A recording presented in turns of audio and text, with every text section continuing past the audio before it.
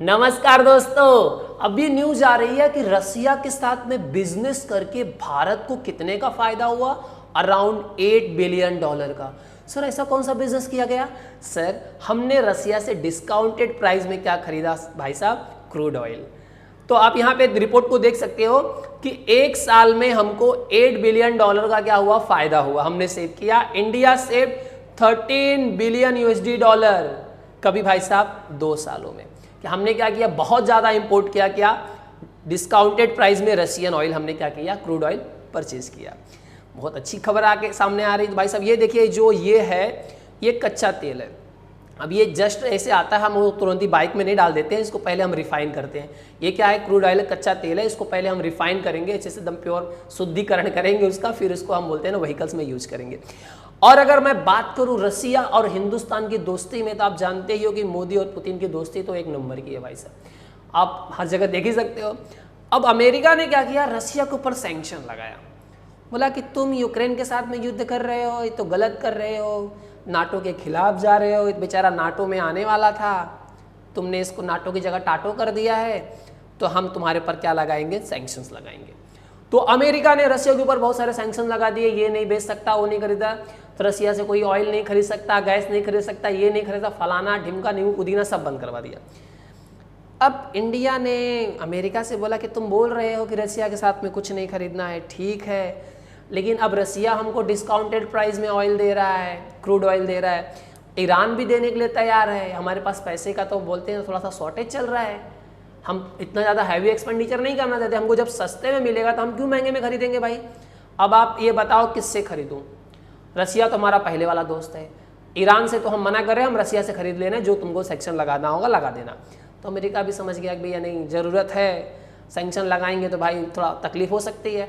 तो हमने क्या किया? मजबूती से एकदम बोलते हैं ना, रसिया के साथ में खड़े रहे और एकदम भयंकर तापमान में, भयंकर क्वांटिटी में हमने क्या किया? रसिया से क्या किया? ऑयल परचेज किया। रसिया से हमारी दोस्ती आजकल की नई नवेली नहीं है भाई साहब। रसिया ने बोलते हैं ना हमारा हमेशा साथ दिया है।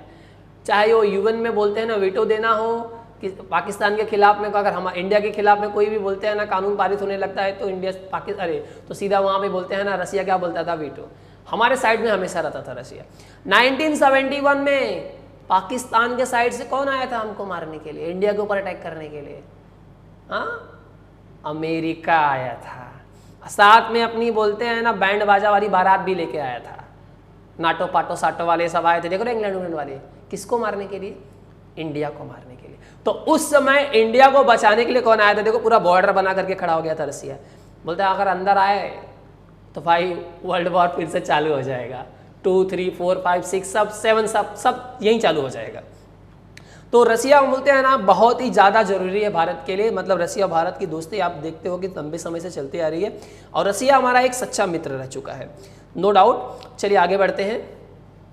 अब देखिए यहाँ पे जो बोलते हैं ना, जब रसिया के ऊपर सैंक्शंस लगाए गए, अमेरिका ने सैंक्शन लगाए कि भैया आप इससे सामान नहीं खरीद सकते, उससे नहीं खरीद सकते, उसको नहीं बेच सकते, तो क्या हुआ? 2 ऐसी कंट्रीज जो सामने आ गई, बोलती हैं कि हम खरीदेंगे, एक इंडिया और एक चाइना। इन दोनों ने मिलकर के बोलते हैं ना, रसिया की बोलते हैं ना जो हालत खराब होने वाली थी वो बचा लिया। अब चाइना ने क्या, अधिक मात्रा में, सबसे ज़्यादा चाइना ने क्या किया? क्रूड ऑयल खरीद लिया, क्योंकि उसके पास जगह भी है रखने के लिए, भारत के पास उतनी है नहीं। तो 2022 में जो रसिया कितना डिस्काउंट दे रहा था भाई साहब?